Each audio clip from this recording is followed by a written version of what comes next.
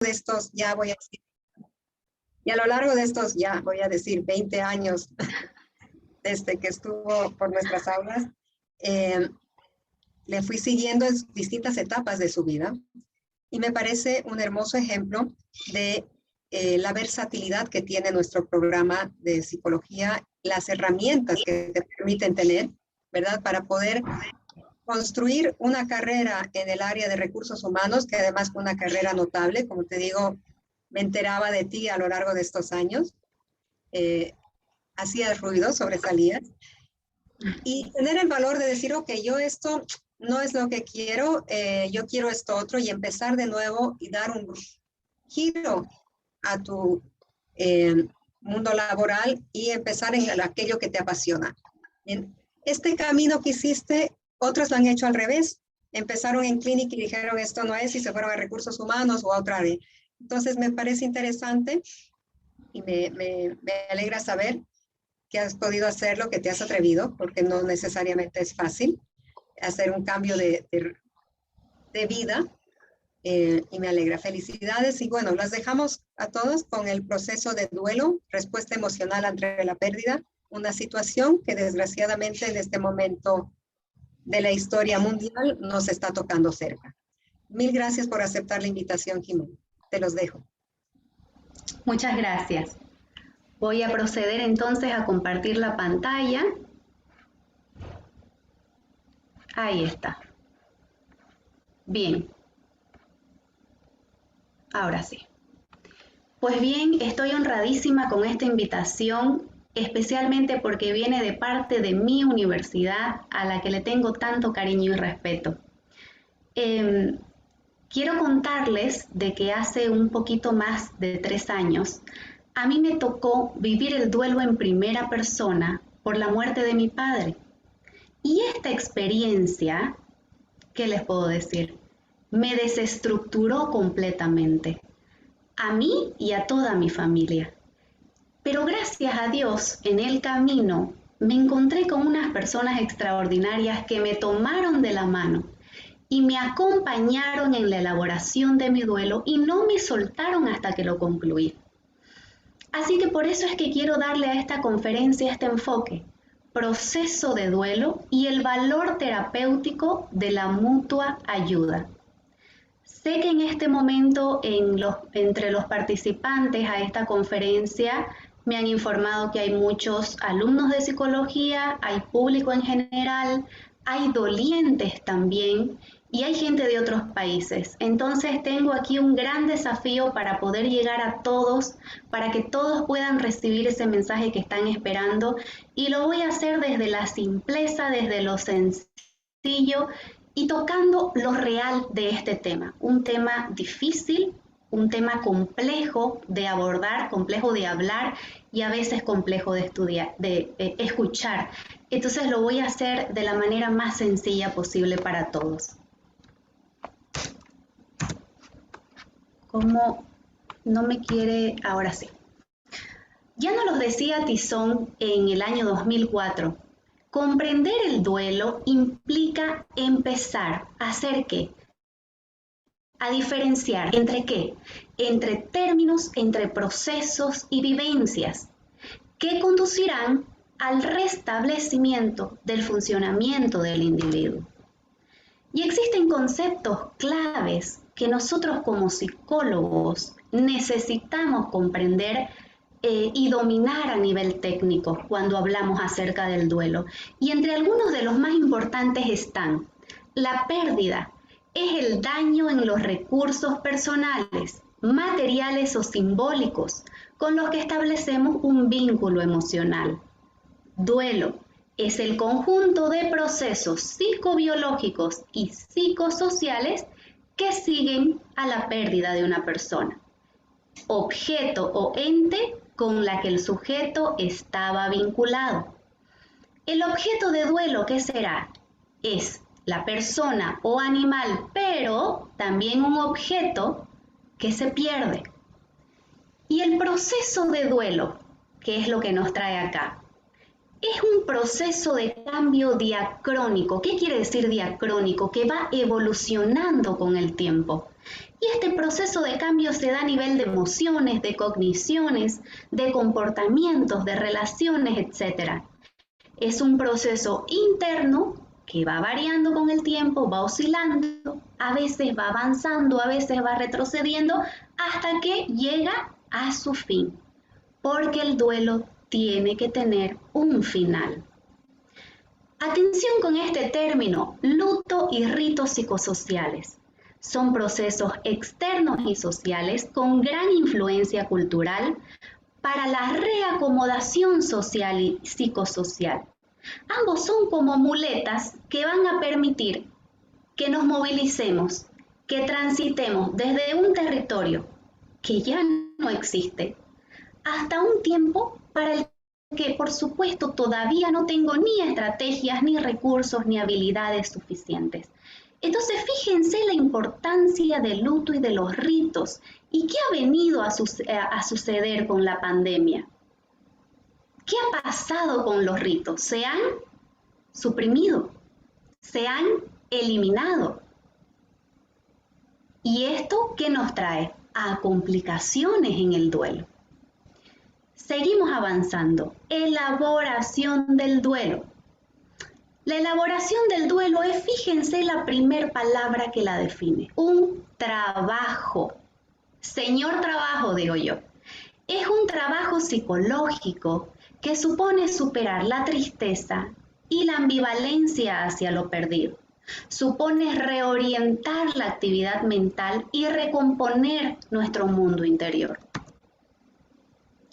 ¿Cuáles son aquellas emociones que vive un doliente? Y todas estas relacionadas, por supuesto, con el vacío que nos provoca el perder aquello que amamos. El primero, la pena. La pena proviene del latín poena, que en griego significa multa. La Real Academia Española define la pena como cuidado, aflicción o sentimiento interior grande, dolor, tormento o sentimiento corporal, velo de luto riguroso. La tristeza proviene del latín tristis y tiene muchísima similitud con el verbo teros, que significa batir, trillar. La Real Academia Española define la tristeza como aflicción, pesadumbre, melancolía, con aquello que es doloroso y difícil de soportar. Y está relacionado también con la ira. ¿Por qué piensan que con la ira?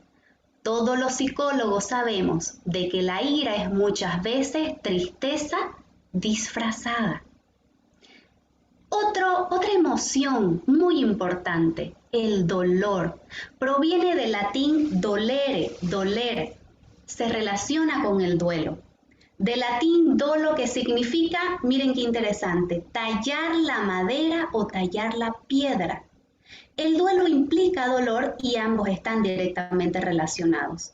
La Real Academia Española define el dolor como sensación molesta y aflictiva de una parte del cuerpo, ya sea por una causa interior o exterior.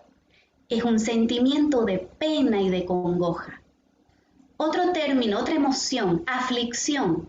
La Real Academia Española nos lleva automáticamente al verbo afligir, que significa causar molestia o sufrimiento físico o pesadumbre moral. En el año 1999, Marina y Penas define la aflicción como una tristeza acompañada de llanto, intensa y pasajera. Y esto me parece a mí interesantísimo. Conocer, estudiar, leer acerca del comportamiento animal cuando se encuentran frente a la muerte de uno de sus compañeros. Hay muchos estudios documentados acerca de los gorilas, específicamente sobre los chimpancés. El más conocido habla sobre la chimpancé Washoe, que fue cuidada por una pareja de cuidadores, y lo interesante de esto no es nada más que la acompañaron y documentaron sus comportamientos, sino que le enseñaron el lenguaje sordo-mudo. Washoe aprendió a comunicarse con sus cuidadores a través de ese lenguaje, y eso le da una riqueza importantísima a este estudio. Y lo más interesante de esto es que Washoe en un momento tuvo una cría. le nació una cría, un bebé. Lamentablemente su bebé murió. ¿Y qué cuentan estos cuidadores?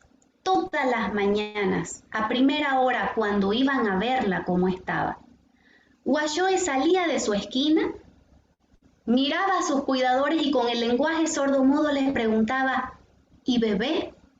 Y los cuidadores le respondían, bebé muerto. ¿Qué reacción tenía esta chimpancé? Se daba la vuelta, se iba a la esquina y quedaba ahí todo el día. Esta escena se repitió por muchísimos días. Y han evidenciado otros estudios acerca de chimpancés que estos muestran un estado de tristeza, aislamiento, ensimismamiento y apatía. Y fíjense que en ocasiones se han registrado muertes por inanición. Estudios de aves, específicamente las gravillas, muestran un importante nerviosismo en las aves cuando un miembro de su bandada desaparece injustificadamente. En el estudio con patos, los patos son animales que tienen la particularidad de que se emparejan de por vida. Y estudiando a los patos han notado de que muestran una intensidad emocional considerable cuando desaparece su compañero sexual. Los lobos, me encanta este estudio de los lobos porque los lobos son animales que viven siempre en manada, están siempre juntos, siempre van en grupos. De hecho, cuando les toca transportarse de un lugar al otro, hacen como una línea, una fila, y los que van adelante son los ancianos, son los más viejos, y el último en la fila es el líder, que cuida a toda la manada. En los lobos se han evidenciado duelos de hasta 6 semanas dentro de las manadas tras la muerte inesperada de uno de sus miembros. ¿Y cómo manifiestan este duelo? Empiezan a caminar sobre el lugar donde encontraron al compañero muerto y empiezan entre todos a dibujar, en vez de una línea, como cuando se transportan, como el número 8, como el símbolo del infinito. Y se presentan ahí malhumorados, no comen y completamente afligidos. Los elefantes, que tienen un corazón tan grande como ellos, solo abandonan el cuerpo del compañero muerto cuando el hedor a la putrefacción ya es insostenible. Y los elefantes demuestran un profundo respeto y un ritual con un claro trasfondo de desolación al encontrarse con restos óseos de un compañero. ¿Y qué hacen cuando lo ven? Con su trompa empiezan a acariciar su cabeza y empiezan a acariciar su cuerpo durante horas. Las hormigas, que según la ciencia no tienen conciencia de muerte, yo tengo acá mis dudas, muestra de que cuando una de ellas muere, automáticamente entre varias se agrupan, alzan el cuerpo, lo sacan de la colmena, lo llevan para afuera y la entierran. Fíjense, ellos realizan el acto de enterrar a sus compañeros muertos. Y entonces algunos investigadores en este estudio se hacen la siguiente pregunta: ¿será que este es el origen de nuestros rituales funerarios y de las tumbas? Interesante pregunta, ¿no? Interesante para reflexionar. Ahora hablemos acerca de las culturas. ¿Será que influyen en cómo se elabora el duelo, en cómo lo afronto? Cada cultura, cada etnia nos ofrece diferencias en cómo las personas gestionamos estos momentos.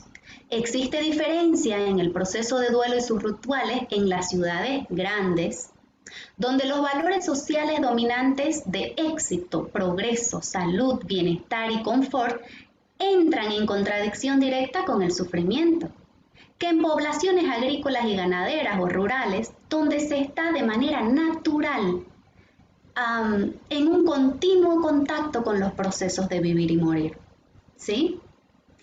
No procesamos el duelo de la misma manera en culturas mediterráneas y católicas que en las culturas islámicas, por ejemplo, donde el dolor es mucho más largo, más dilatado, expansivo. En la cultura mortuoria mexicana o la expresión más contenida en culturas asiáticas. Lo mismo ocurre, atención aquí, con el léxico, con el lenguaje, con la forma de hablar, con los términos que utilizamos y con el significado que tienen esos términos. Y en el año 2003, Germán Pacheco, quien es un enfermero, antropólogo, realiza un trabajo acerca de la perspectiva antropológica y psicosocial de la muerte y el duelo. Y en este párrafo está la extracción de una de las partes más importantes de su trabajo y la verdad merece la pena compartirlo. Germán Pacheco dice así: en el duelo, durante los primeros momentos, las marcadas expresiones externas y públicas de dolor, consistentes en llantos profundos, lamentos, gritos, desvanecimientos, etc., suelen ser muy bien toleradas y en las muchas culturas esperadas. Tanto es así que en determinadas épocas y grupos se contrataban profesionales que iban a llorar ante el difunto, las conocidas plañideras. Pero no solo las expresiones de tristeza son esperables, sino también la expresión de la cólera, de la rabia, la ira, la bronca. Está también incluida dentro del ritual. Y para canalizar esta cólera dentro de límites admisibles, las diversas culturas han incluido restricciones,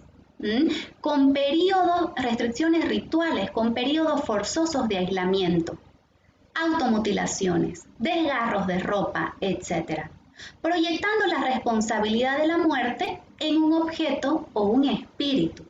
Sin embargo, asistimos en nuestra cultura occidental a una negación de la manifestación externa del dolor y más aún de la rabia, por lo que esta primera función catártica tan importante y de llamada de atención, primariamente dirigida hacia el fallecido y luego hacia el grupo social, es que es impedida. Soportar el dolor con dignidad, entonces, equivale a decir que la expresión externa de rabia y la pena son indignas, que rebajan a la persona, siendo únicamente aceptadas, digamos, para grupos de bajo nivel cultural y aún así se reprueban.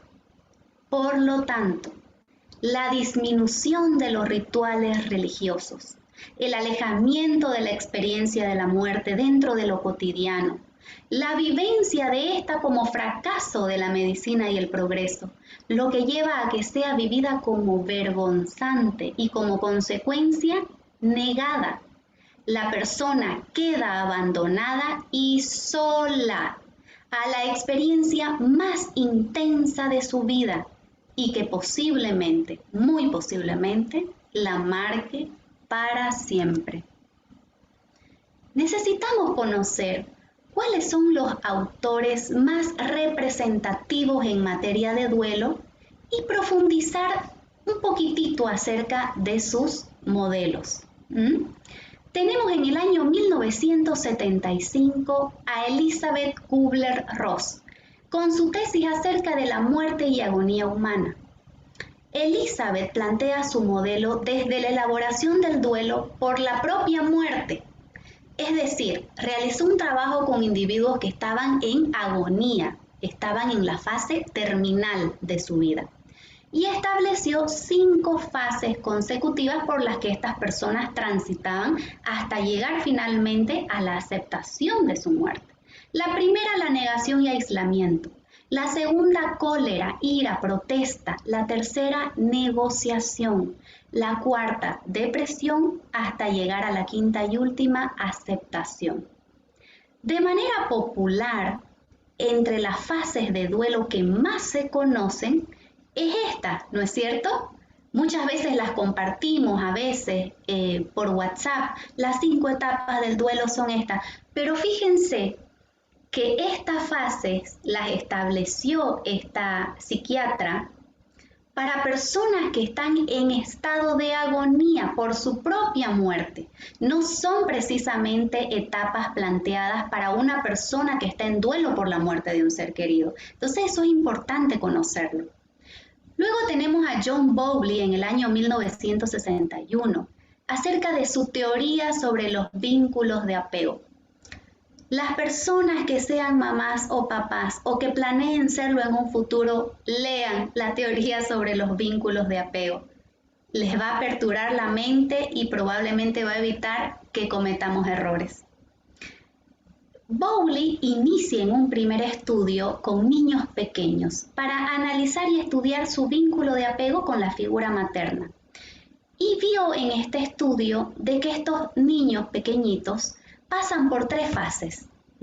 La primera es la fase de protesta, la segunda es la fase de desesperación y la tercera, la fase de finalmente el desapego. Y él estableció que en el transcurso de estas fases, el niño puede llegar a desarrollar o un apego seguro, que es lo ideal, o un apego inseguro. Y dentro de los apegos inseguros, él estableció 2, el apego inseguro ansioso y el apego seguro evitativo. ¿Y a qué conclusión llega? De que los niños que desarrollan en su infancia un tipo de apego inseguro, cualquiera de los 2, va a llegar muy probable a tener complicaciones en futuros duelos.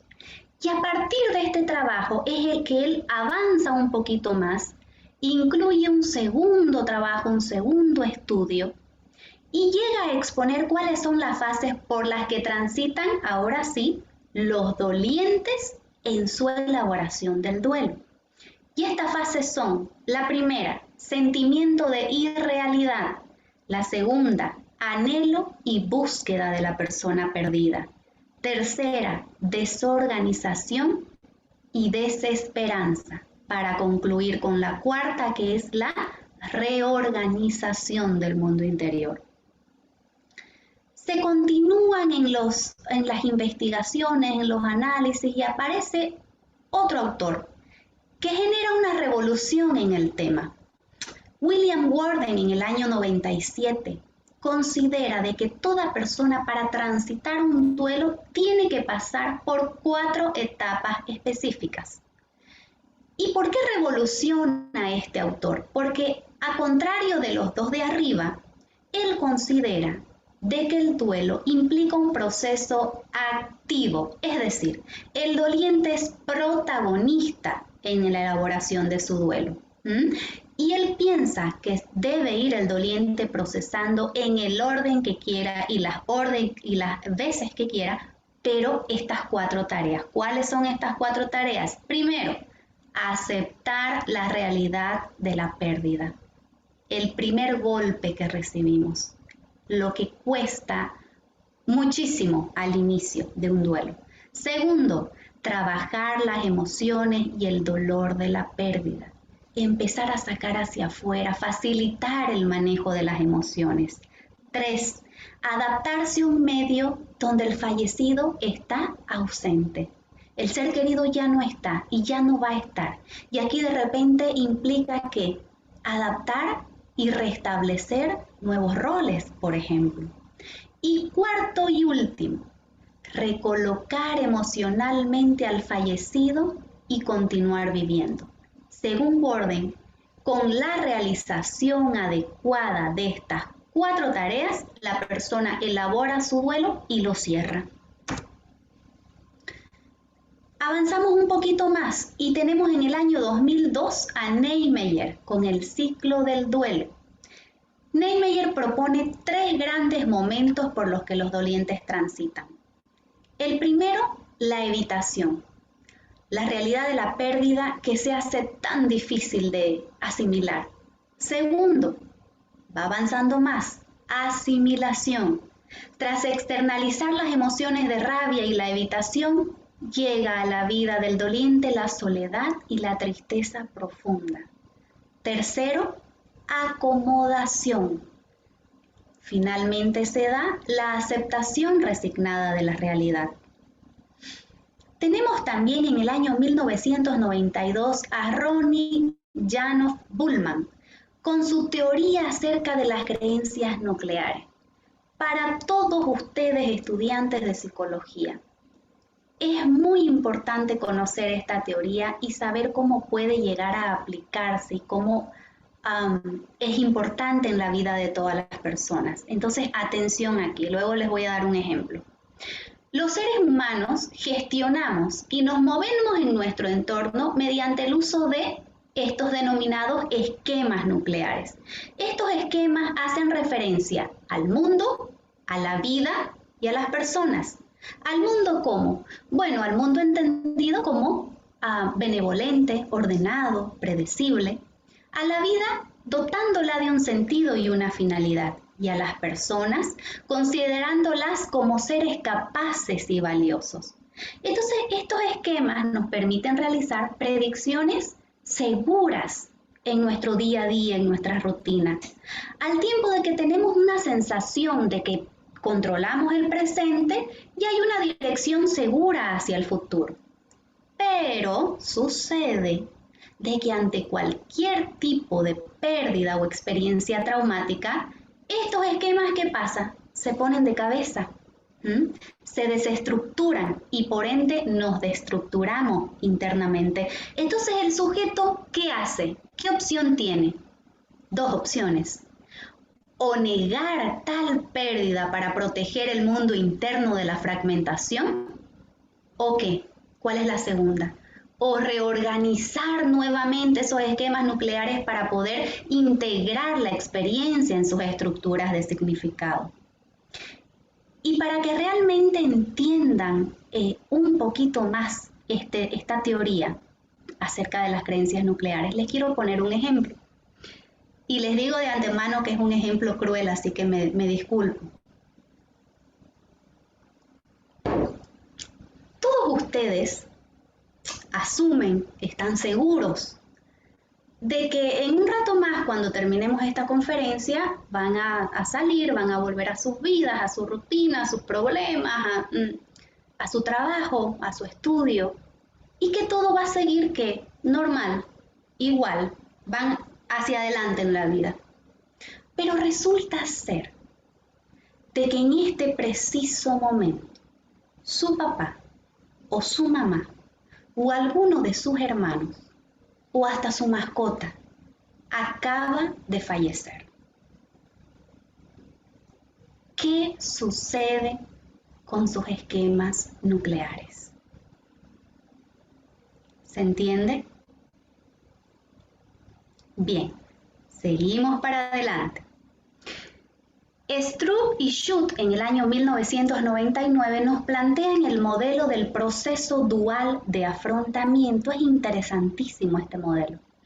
Ellos plantean que ante la pérdida, los seres humanos tenemos dos estilos de afrontamiento. El primero, orientado hacia la pérdida, es decir, hacia la elaboración de la propia muerte, focalizando la atención en la confrontación de la experiencia misma y que nos permite colocar a la persona fallecida en la propia vida y reconstruir significados.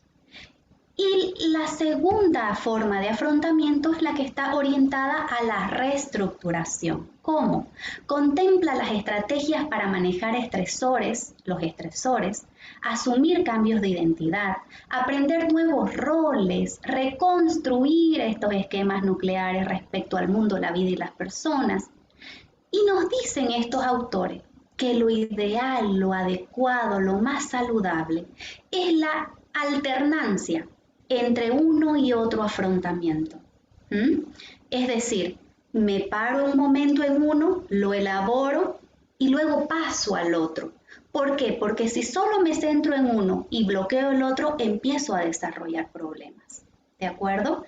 Y aquí se da, por ejemplo, hay un ejemplo de un caso de un matrimonio que sufre por la muerte de un hijo.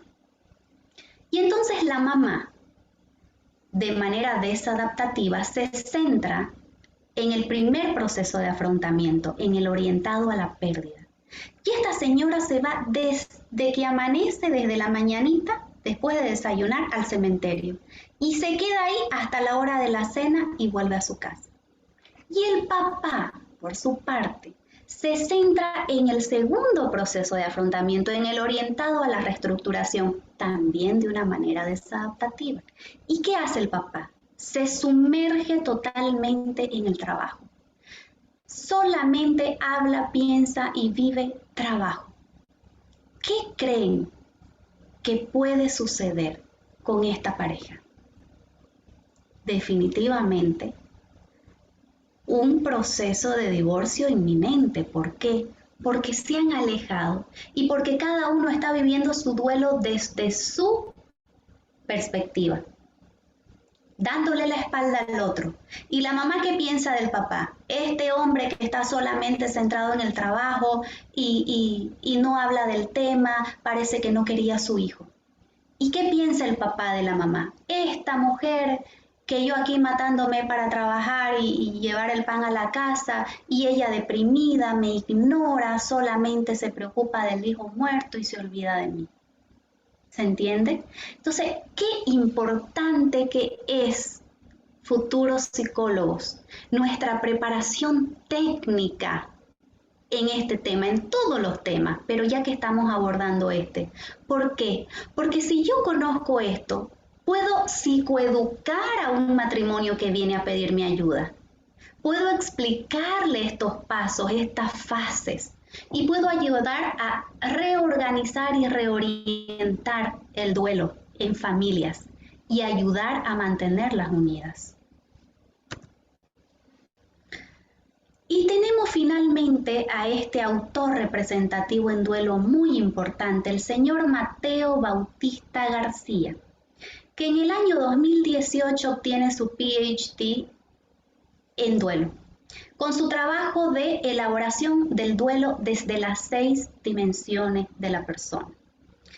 El señor Mateo Bautista es un sacerdote Camilo, muy comprometido con el tema de la salud en todos sus niveles, a nivel físico, a nivel mental y a nivel espiritual. Él tiene escritos más de 70 libros en el tema. ¿Y qué es lo que nos dice su trabajo? Él considera que la elaboración del duelo es multidimensional, es dinámica e intrapersonal. El duelo es un trabajo interior. Si bien no es forzado, no puede ser forzado, sí debe ser esforzado. El sufrimiento afecta a la persona en sus 6 dimensiones. ¿Cuáles son estas 6 dimensiones? La corporal, la emocional, la mental, la social, la valórica y la espiritual. En todas y cada una de ellas de manera transversal, pudiéndose producir alteraciones considerables que tendrán que ser asumidas, trabajadas y reorientadas. El duelo, considera este señor Bautista, que quiera o pretenda ser elaborado únicamente desde el punto de vista cognitivo-conductual sin tomar en cuenta las 6 dimensiones de la persona, es un duelo destinado al fracaso. Este es el modelo que nosotros utilizamos en los grupos de mutua ayuda de duelo resurrección, que más adelante vamos a ampliar. Es fundamental que conozcamos los tipos de duelo existentes y al menos mencionar sus principales subdivisiones. Tenemos inicialmente el duelo adaptativo. Después de un primer tiempo de, por supuesto, sentimientos de muchísima intensidad, el duelo, ¿qué pasa con el duelo? Se configura como en una meseta, se aplana, se achata. Y poco a poco, a medida que la persona va asumiendo la herida, adaptándose a la realidad, empieza a serenarse, empieza a elaborar y empieza a sanar.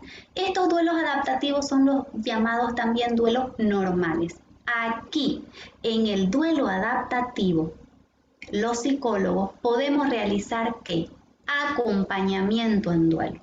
¿De acuerdo? Acompañamiento en duelo. El segundo, duelo complicado. En el duelo complicado, este proceso altera, desborda, bloquea completamente al doliente, quien es perfectamente consciente de esto. ¿Y aquí qué necesitamos? Urgente, lo antes posible, ayuda profesional. Pero ¿qué cosa también es importante? Que el doliente se deje ayudar y muchas veces ahí se da el problema. El doliente se encierra, se bloquea, se aísla y no acepta la ayuda, a pesar de que es consciente de que la necesita. ¿Y qué tipos de duelos complicados se pueden dar? El crónico, el retrasado, el exagerado, el enmascarado y el ambiguo. El DSM, por ejemplo, propone en sus páginas un diagnóstico diferencial en cuanto a duelo complicado crónico. Luego tenemos el duelo patológico. Aquí la cosa se va complicando. En el duelo patológico, el doliente presenta síntomas anómalos, persistentes, de grave intensidad, un sufrimiento muy agudo, sin visos de serenidad, con seria repercusión en toda la persona. Aquí se abre todo un abanico y algunos de los tipos de duelo patológico son el congelado, paranoide, maníaco, depresivo, ansioso, somatizador, histeroide, obsesivo, con abuso de drogas, actuador y, aunque ustedes no lo crean, otras formas más. Entonces, tenemos que considerar de que cuando yo no abordo un duelo complicado y lo dejo pasar y pasar y pasar y pasar, ¿qué va a suceder? Es un candidato perfecto para convertirse en un duelo patológico. ¿Se entiende? Ahora, los psicólogos, ¿qué podemos hacer para abordar un duelo complicado y un duelo patológico? Desde la psicoterapia del duelo. Tenemos entonces dos modalidades que podemos utilizar como psicólogos. Una, el acompañamiento, y la otra, la psicoterapia del duelo. En esta conferencia vamos a abordar con mayor intensidad el primer camino, el acompañamiento en duelo. Ojalá en otra oportunidad podamos hablar acerca de la psicoterapia. Y hay algo que sin duda alguna se da de manera paralela a todo proceso de duelo, y es la intensidad del duelo. No todos los duelos se viven con la misma intensidad.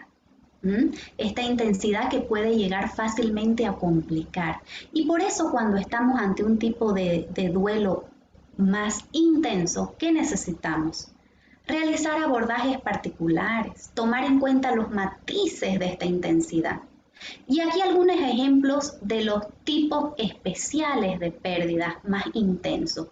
Suicidio, muerte súbita infantil, abortos espontáneos, muerte perinatal, aborto provocado, duelo anticipado por enfermedades de larga duración, SIDA o enfermedades generadas por toxicomanías, muertes privadas de derechos, fallecimientos que rompen el orden cronológico familiar. Por ejemplo, primero que muera el hijo y después el abuelo, primero que muera el nieto. Y finalmente, muertes provocadas por sucesos traumáticos. De repente un terremoto o este tipo de eventos naturales muy traumáticos.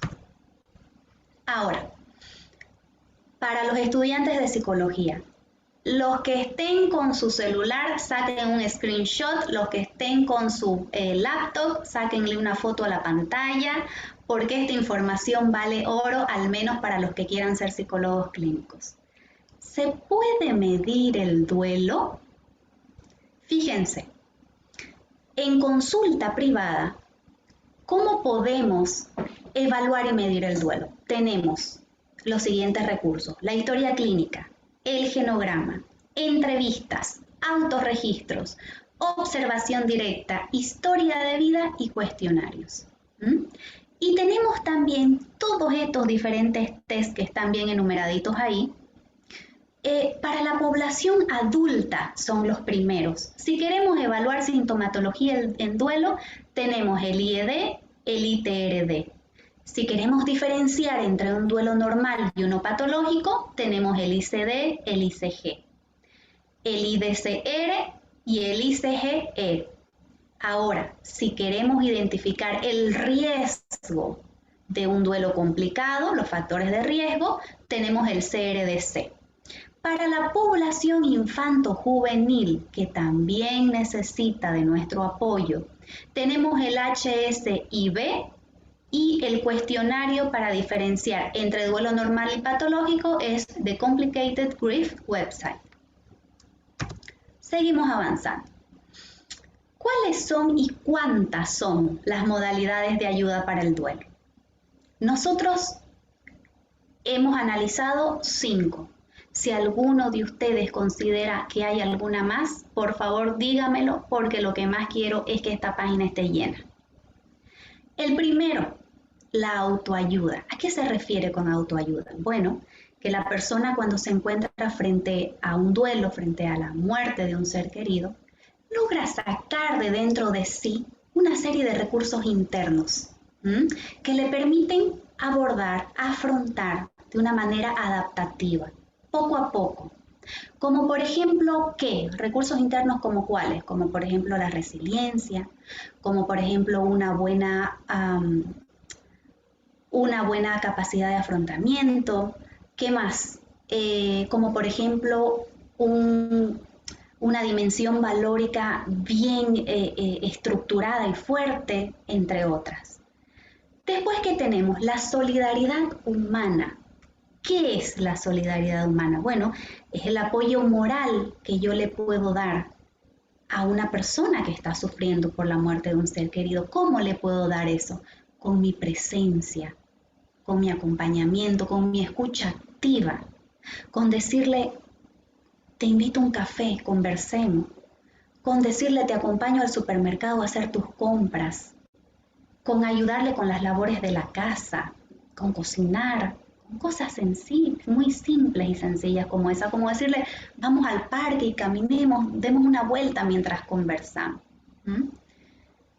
Pero por supuesto, estas 2 primeras modalidades de ayuda a veces no son suficientes. Entonces, ¿qué más hay? La psicoterapia en duelo. Y el objetivo de la psicoterapia es resolver los conflictos de separación y facilitar la realización de las tareas correspondientes, las que ya mencionamos, las 4 de Worden, ¿cierto? Y esto implica también, según Worden, experimentar pensamientos y sentimientos que el doliente ha estado evitando, al tiempo de que el terapeuta facilita que emerjan esos pensamientos y sentimientos y proporciona el apoyo necesario para trabajar el duelo, y es como que da permiso, da pie para iniciar la elaboración del duelo.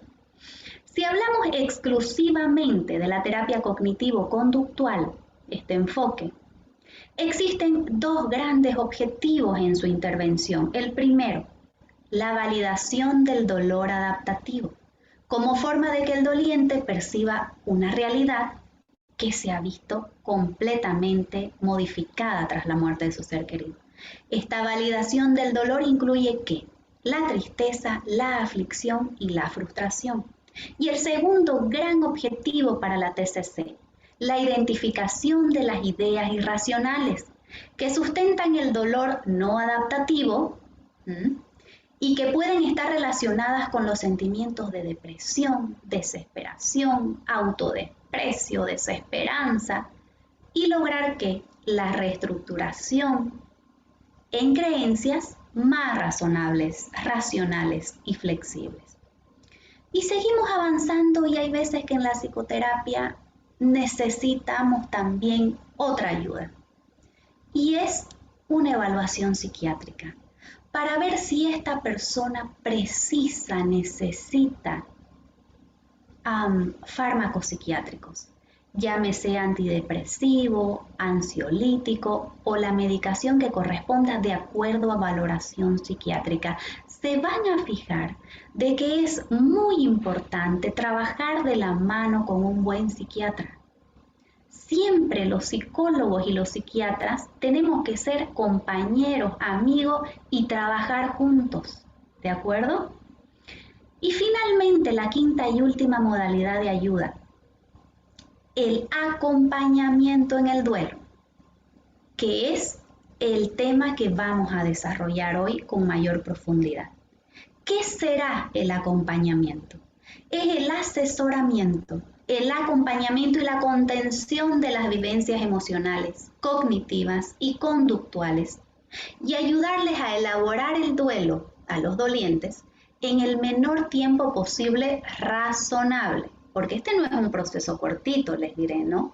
Al menos un año, si no más. Y con el menor sufrimiento. ¿Y por qué quiero abordar el tema de los grupos de mutua ayuda resurrección? Porque el grupo de duelo resurrección se dedica a hacer acompañamiento en duelo. Y la verdad que hay aún mucho desconocimiento acerca de estos grupos de mutua ayuda. Y por eso cuando yo los explico, me resulta más práctico definirlos así. ¿En qué cosas son los grupos de mutua ayuda y qué cosas no son? Como para quitarle la mística alrededor, ¿de acuerdo? Entonces, el grupo de duelo es un grupo de identidad católica. Sin embargo, acoge a todos los credos y religiones y creencias. En el grupo de mutua ayuda todos son sanadores heridos, es decir, todos comparten una herida, tienen una herida, pero también tienen dentro de sí a un sanador. Y el tamaño del sanador y el tamaño del herido va cambiando, va evolucionando de acuerdo al momento en el que nos encontramos en el duelo. Nos tomamos muy en serio la psicoeducación.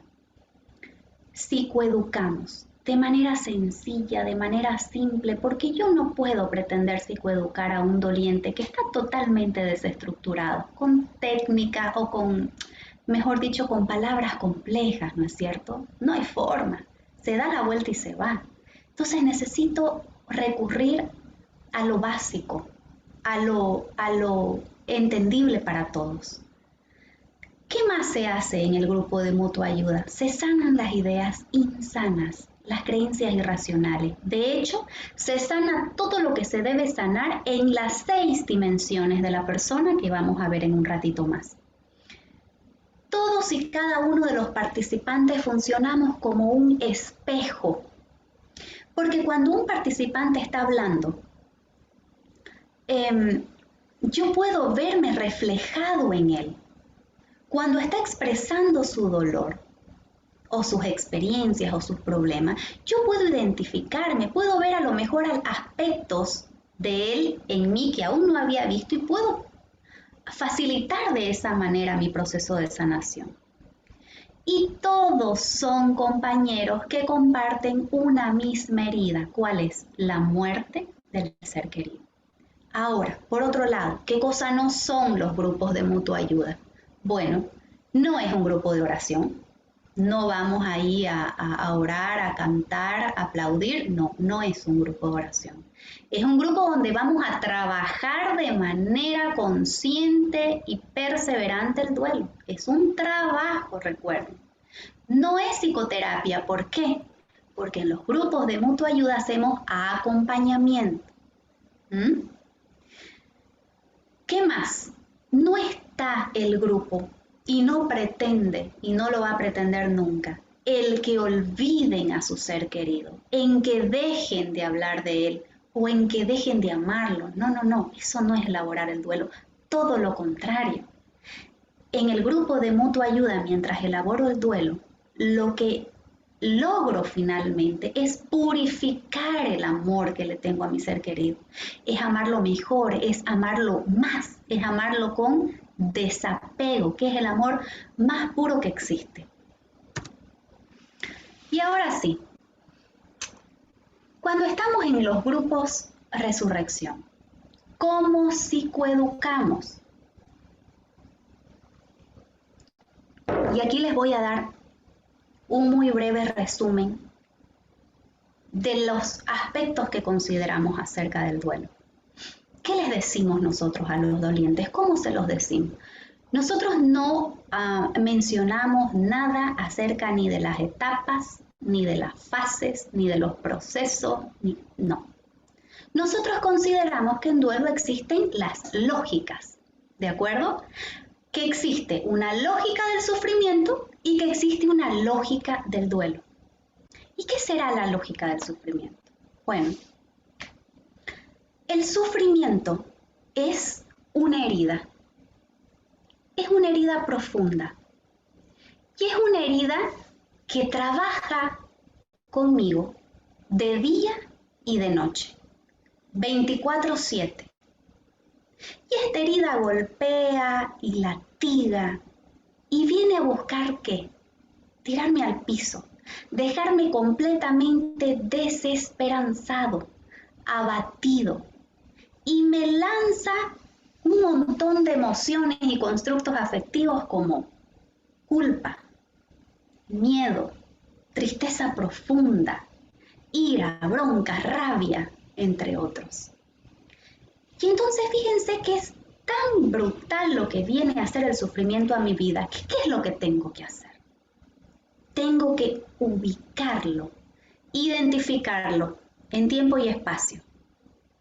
Entonces tengo que hacerme la pregunta, ¿dónde está el sufrimiento?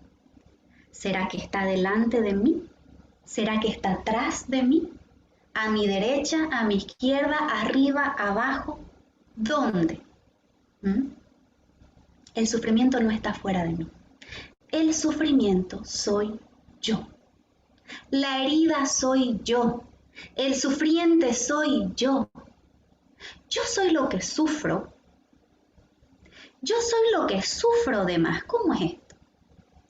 Yo soy lo que sufro de más. Es decir, lo que le añado de sufrimiento a mi propio sufrimiento por no elaborar mi duelo. Y ojo con esta tercera. Yo soy lo que hago sufrir a los demás con mi propio sufrimiento, por no elaborarlo.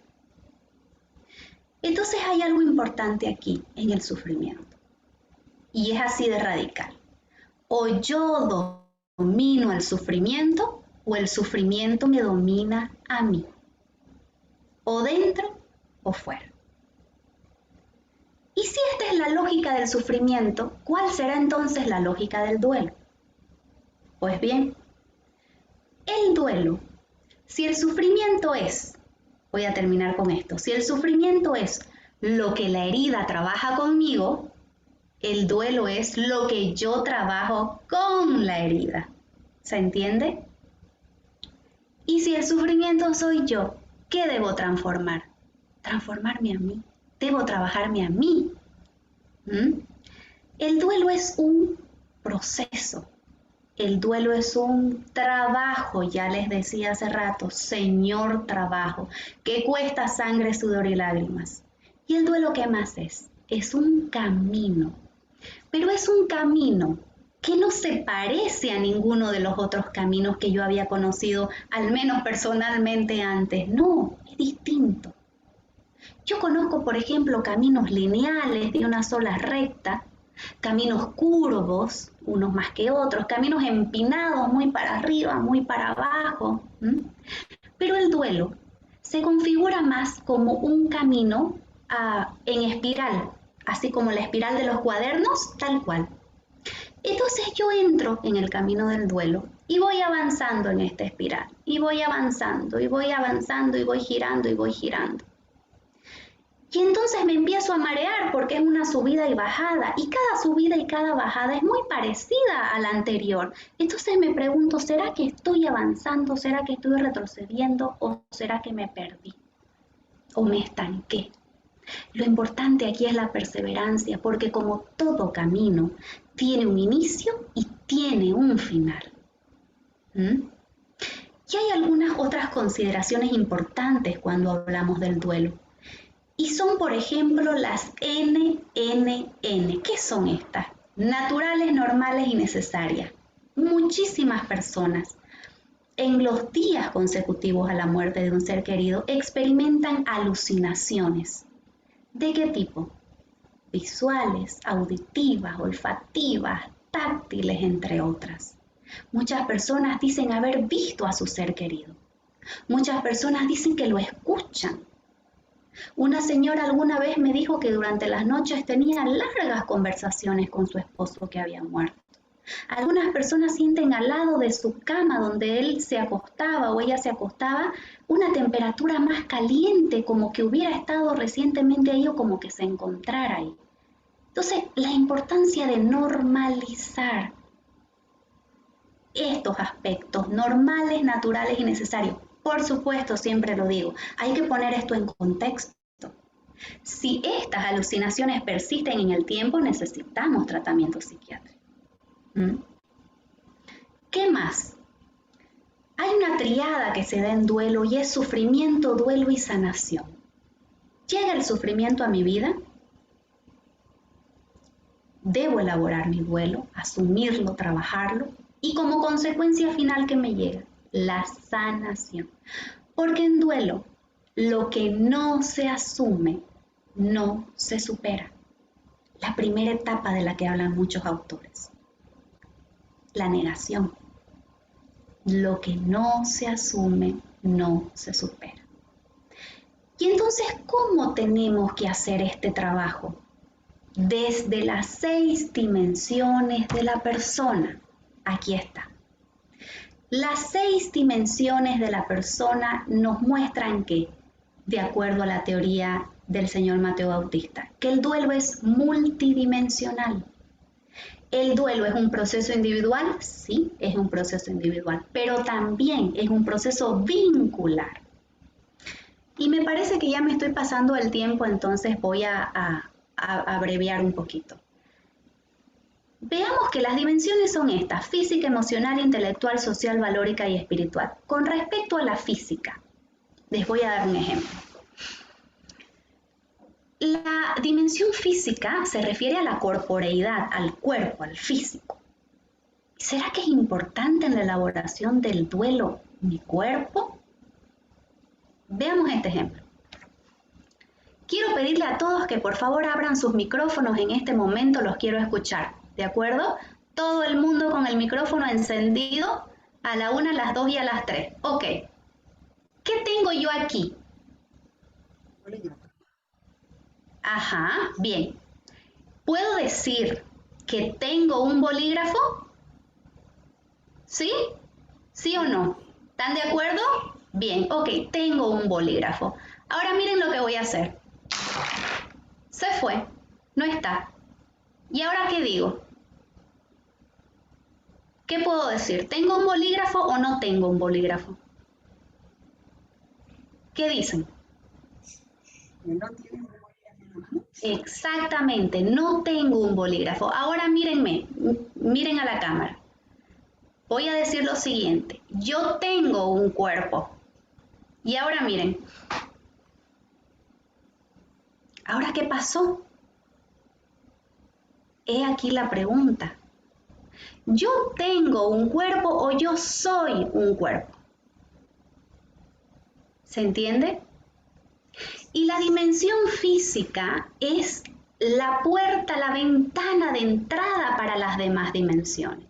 Y le voy a dar otro ejemplito. Un año después de la muerte de mi padre, estábamos en familia viendo unas fotos.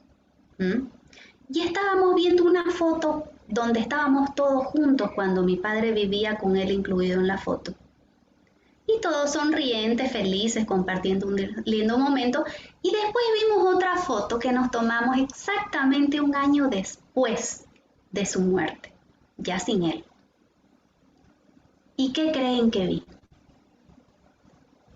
Todos nosotros estábamos como que hubieran pasado al menos 10 años, con arrugas, con más canas, ojerosos. El sufrimiento nos pasó factura al cuerpo también. Entonces imagínense si con el cuerpo es importante, también por las somatizaciones y por los dolores corporales que puedo presentar en duelo. A medida que va avanzando ese circulito hasta llegar al final, que es la espiritual, esos sufrimientos se van intensificando. Y como sé que ya no tengo mucho tiempo, voy a hablarles acerca de la dimensión valórica, que probablemente es la que no se entienda muy bien. Y cuando profundicé acerca de estas dimensiones y conocí la valórica, me di cuenta de lo importante que es esta dimensión, de tenerlas todos bien desarrollada y específicamente en el duelo. La dimensión valórica hace referencia a la fuerza, a la energía, a el por qué vivir y el para qué vivir. ¿Se entiende? Si yo tengo una dimensión valórica disminuida, automáticamente repercute en mis otras dimensiones y todas se van a disminuir. ¿Qué más tenemos? Como para terminar de explicar la importancia de la multidimensionalidad en el duelo, hay esta definición con la que estoy totalmente de acuerdo, del libro Las tareas del duelo, psicoterapia de duelo desde un modelo integrativo relacional. Dice así, atención, el duelo no es un desorden de conducta, aun cuando produzca alteraciones en la conducta. El duelo tampoco es un conflicto intrapsíquico, aunque genere sufrimiento intrapsíquico. El duelo es la pérdida de la relación, es la pérdida del contacto con el otro, que rompe el contacto con uno mismo. Es una experiencia de fragmentación de la identidad, producida por un vínculo afectivo, una vivencia multidimensional que afecta no solo a nuestro cuerpo y a nuestras emociones, sino también a nuestras relaciones con los demás, al vínculo, la dimensión social, a nuestras cogniciones, ciencias y presuposiciones y a nuestro mundo interno, existencial o espiritual.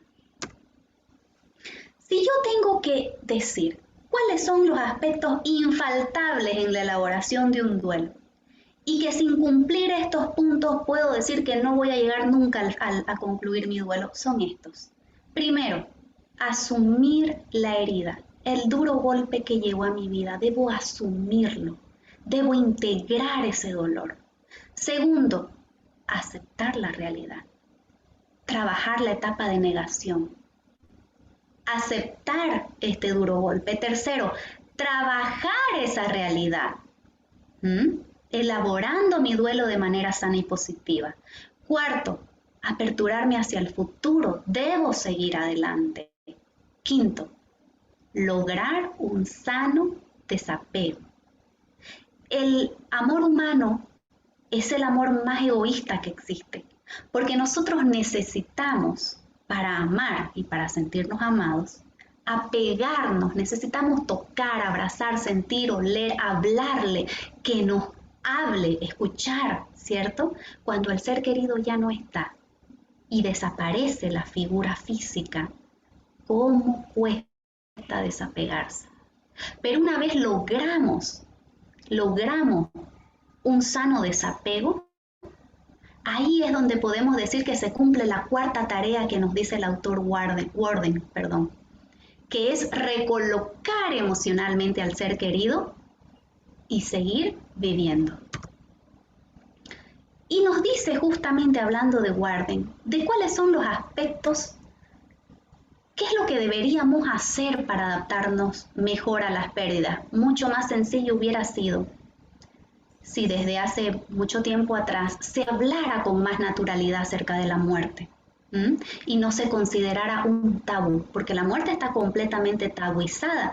Yo siempre digo que hace años atrás el tabú era la sexualidad, hoy en día el tabú es la muerte. Si nos hubieran educado y nuestros padres y nosotros a nuestros hijos acerca de que la muerte es algo natural y es parte de la vida, ¿cuántas complicaciones nos hubiéramos evitado, no? Y Worden dice que podríamos adaptarnos mejor a las pérdidas si hiciéramos esto, si nos tomáramos en serio las pequeñas pérdidas, porque es una manera de ensayar nuestras estrategias de afrontamiento a pequeña escala. Si nos tomáramos tiempo para sentir, si nos encontráramos formas sanas de descargar el estrés y la ansiedad que se presentan ante cualquier cambio o transición. Si diésemos sentido a las pérdidas y no evitáramos el pensar y el sentir, si no lo bloqueáramos, si confiáramos en alguien de nuevo, el vínculo afectivo, la dimensión social, no hay nada más sanador que el contacto con otra persona. Si no intentáramos controlar a los demás en la elaboración de su duelo, si ritualizáramos las pérdidas de forma que tuvieran sentido para nosotros, si no nos resistiéramos a los cambios, si no aprovecharlos como oportunidades de crecimiento, si cosecháramos los frutos de la pérdida. ¿Qué es esto? Esto es sacarle provecho hasta el propio sufrimiento. Si nos centráramos en nuestras propias convicciones, ya sea revisando prioridades o aspectos espirituales o filosóficos. Ahora, si yo no tengo toda esa lista de cuestionarios que pasé hace rato y de test, y necesito tener indicadores fiables y prácticos que me digan si realmente he elaborado mi duelo, si realmente lo he cerrado, estos serían los indicadores. El primero, soy capaz de hablar de mi ser querido con otras personas sin llorar, sin afligirme, con naturalidad. 2. He madurado. ¿Cómo puedo decir que he madurado? Porque soy capaz de decir, todo va a volver a estar bien, pero nada va a volver a ser igual. 3. Soy mejor persona. Soy más colaborador, más servicial, más solidario. 4. Me aperturo hacia el futuro. He logrado un nuevo proyecto de vida existencial. He logrado recrearlo. Mi dimensión valórica. Tengo un nuevo qué, un nuevo por qué, un nuevo para qué. 5. Amo a mi ser querido sin apego. Logro decirle adiós. 6. Logro ubicar a mi ser querido, recolocarlo emocionalmente y seguir viviendo. Y no los quiero cansar, así que ya terminamos con esta dinámica, ¿ok? Y lo que vamos a hacer ahora es que les voy a pedir a todos que respiren profundo un ratito, unas 2 o 3 respiraciones profundas. Y van a cerrar los ojos y solamente necesitan escuchar, pero necesito que estén con los ojos cerrados. ¿Para qué? Para lograr meternos bajo la piel de esta señora que les va a hablar ahora. Esta es una señora que está en este momento sufriendo mucho por la muerte de un ser querido, está en duelo. Y ella en primera persona les va a hablar. Les va a hablar de cómo se siente, de cómo piensa, de cuáles de nuestras ayudas le sirven y de cuáles más bien le hacen daño. Entonces vamos a iniciar, ¿de acuerdo? Todos, por favor, cierren los ojos. Dice así: por favor, quiero que sepas que yo necesito que me sostengas. Quizás no te pida ayuda porque esté muy aturdido, pero preciso saber que estás ahí. Yo no espero que trates de hacerme sentir mejor o hagas desaparecer mi pena. En este momento, nadie puede. Yo necesito que me calmes, que aceptes mi dolor, tolerando la impotencia de no poder ayudarme. Si no puedes llamarme porque no soportas mi dolor y tu impotencia, dímelo. Yo lo voy a entender, mejor que si pusieras excusas de todo tipo. Trata de tolerar mis enojos. No eres tú ni los demás los que me enojan. Es que yo perdí a quien amaba. Por favor, perdona mis exabruptos. Espero que me puedas entender. No trates de evitar mis lágrimas. Verme llorar puede ser duro para ti, pero es un modo saludable de expresar un poco de mi pena. Llorar es bueno para mí, por favor, trata de sentarte a mi lado y déjame llorar. No trates de consolarme comparando mi pérdida con otras peores. Entiéndeme si no puedo compartir los momentos felices que estás viviendo. Me gustaría poder. No me digas que lo que sucedió fue porque Dios así lo quiso. Oír esto no me consuela en este momento y solo agrega confusión espiritual y desolación a lo que siento. No me digas, fue lo mejor que podía pasar. No me digas, sé cómo te sientes, nadie lo sabe. Por favor, solo pregúntame cómo me siento hoy. Ofréceme una ayuda específica, un almuerzo, una tarea hogareña, una hora libre. Yo estoy demasiado herida como para poder pensar más allá de hoy. Y poco a poco podemos incorporarnos. Con esto damos por concluida la conferencia. Muchísimas gracias por su atención y le doy la palabra, por favor, a Mario. Muchas gracias. No la escuchamos, perdón. Su volumen está muy bajito. Mi volumen está bajo porque Sí. está abierto, ¿no? Mi micrófono está abierto, por lo que veo. Sí, pero se la escucha bajito. Bien. Que me has emocionado, yo creo que es por eso. Ok. Jimena, muchísimas gracias. Para mí ha resultado realmente interesante, muy rico, muy emotivo. Mil gracias. Estoy segura que para los chicos también, para los participantes, todos los que tenemos algunas preguntas, Jimena. Una de ellas es, sufrí la pérdida de un amigo mientras estuve en un viaje, lo que no me permitió estar ni para velarlo, para nada, ni para el entierro, ni para la novena. ¿Qué puedo trabajar o sanar? Porque siento que nunca pude cerrar esto por no poder haber estado ahí. Claro que sí. Primero lamento mucho su pérdida y paz para su corazón. Entre los tipos de duelo que hablamos, hay algunos que no mencionamos porque si no, no terminaríamos nunca y se dan entre otras nomenclaturas.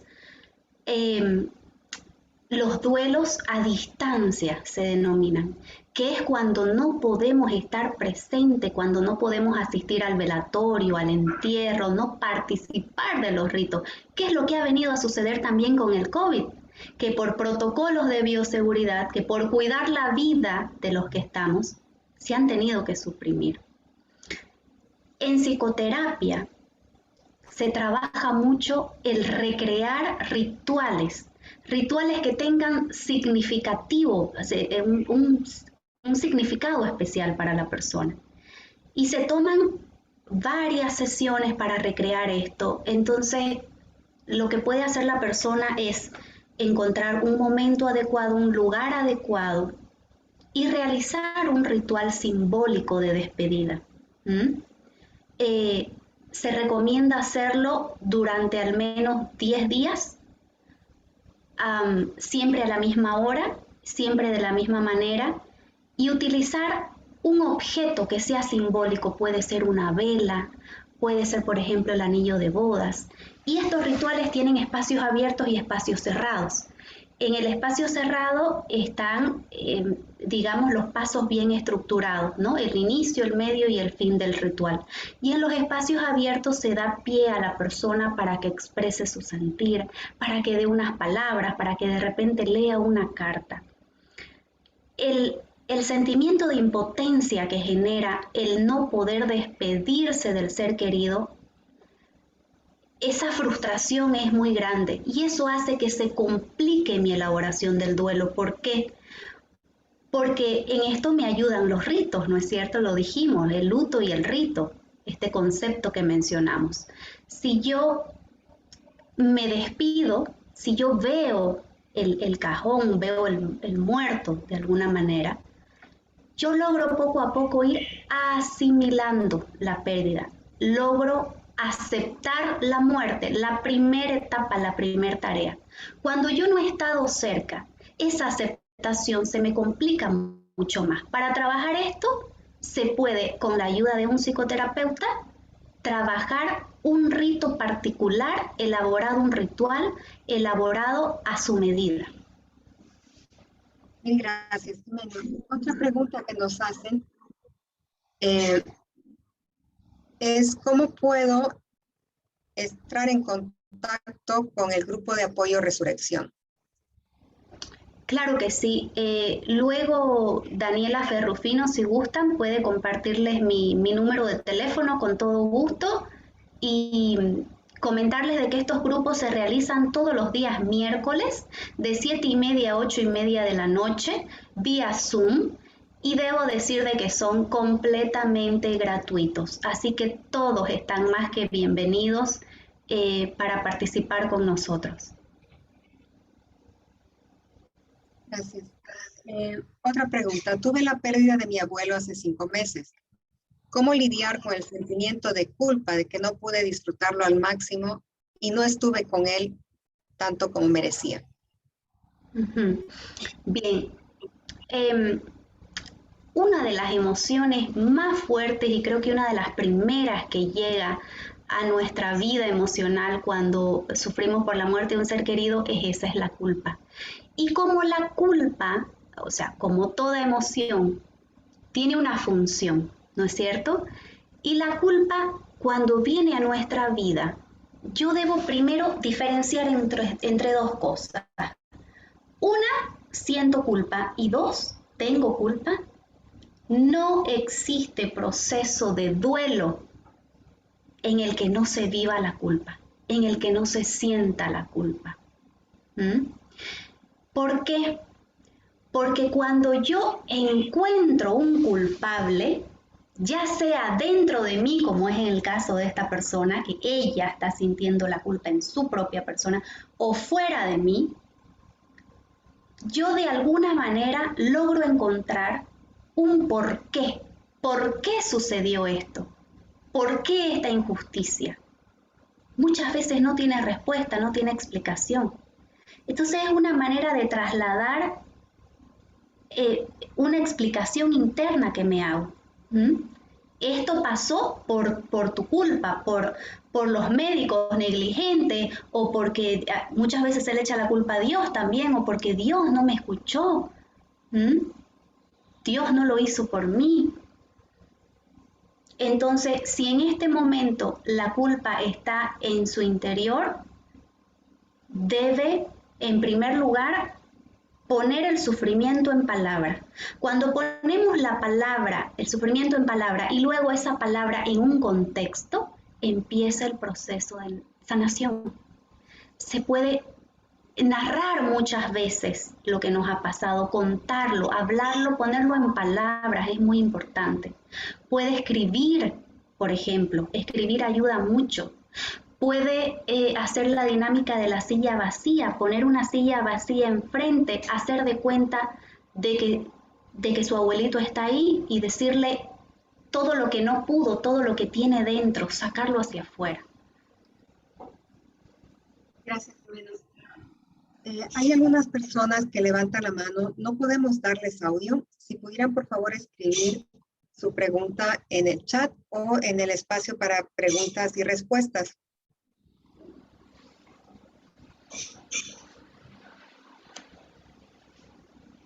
¿Alguna otra pregunta? Ok, ya nos llegó. ¿Qué palabra? Ok, llegaron muchas.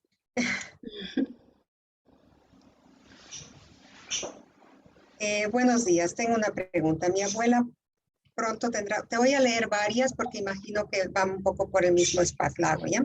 Bien. Una pregunta. Mi abuela pronto tendrá una cirugía de alto riesgo y me siento confrontado con la realidad de que no sobreviví.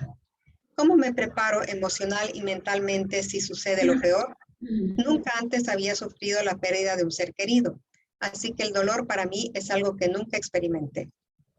Esta es diferente a las otras. Tal vez esto, manéjalo.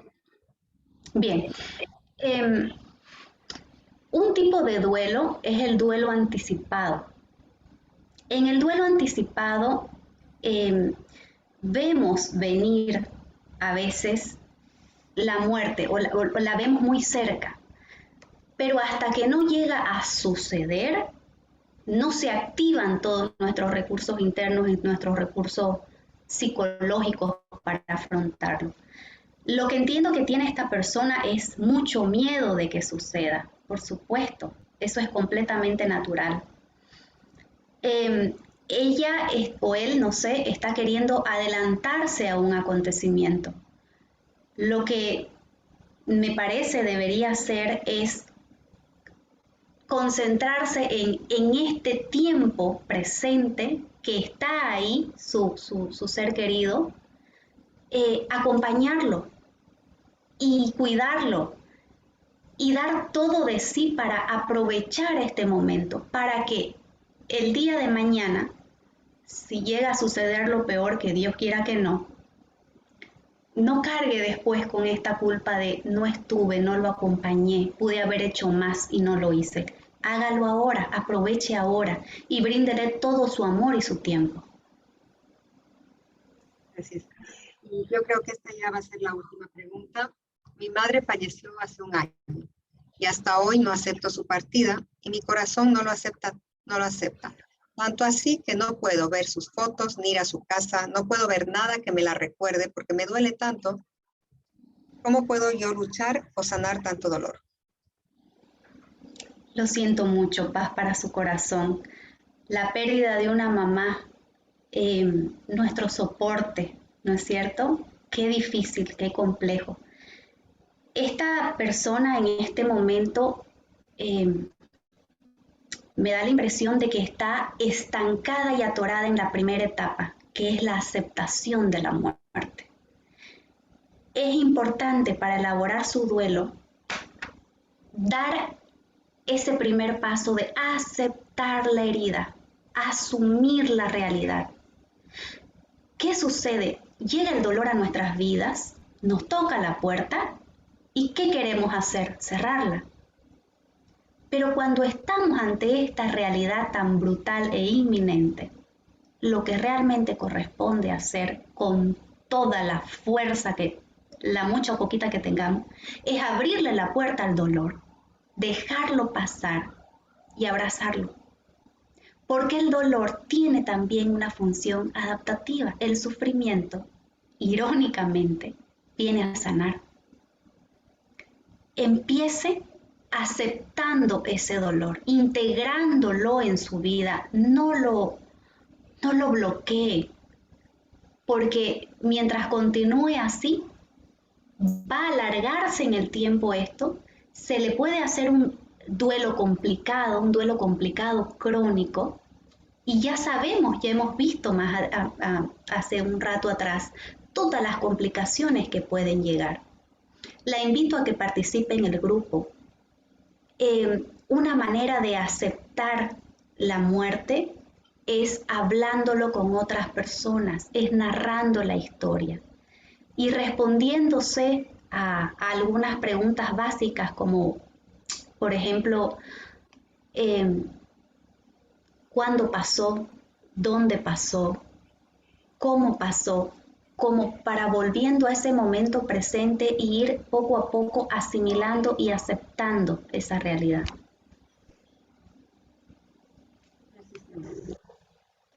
Ya no tenemos más preguntas nuevas, así que las vamos a dejar. Muchísimas gracias, ha sido realmente interesante, emotivo. Por si acaso para todos, el teléfono de la licenciada Jimena López está en el chat para que puedan ponerse en contacto y participar del grupo. No sé si te saltan los chats también, Jimena, para que puedas ver el muchísimas gracias y lo que van diciendo. Sí, gracias a ustedes, gracias a ustedes. La verdad es que sé que entre los participantes hay muchos estudiantes de psicología, muchos dolientes, sé que hay gente de otros países también. Y hablando específicamente a los estudiantes de psicología, a los futuros psicólogos, nosotros debemos estar siempre predispuestos a dar esperanza. Hay mucho dolor en este momento, el mundo entero está en duelo por la pandemia. Hay muchas pérdidas, mucho dolor y nos necesitan. Entonces, preparémonos técnicamente para poder dar una ayuda oportuna.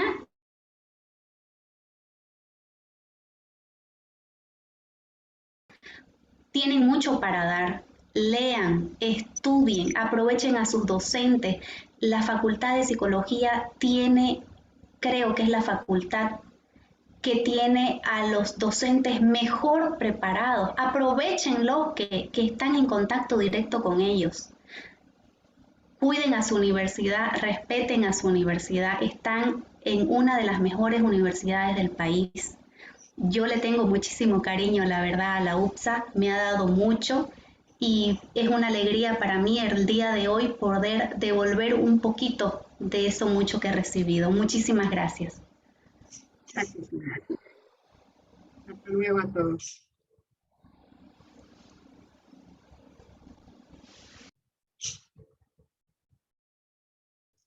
No sé, no cerrarán la...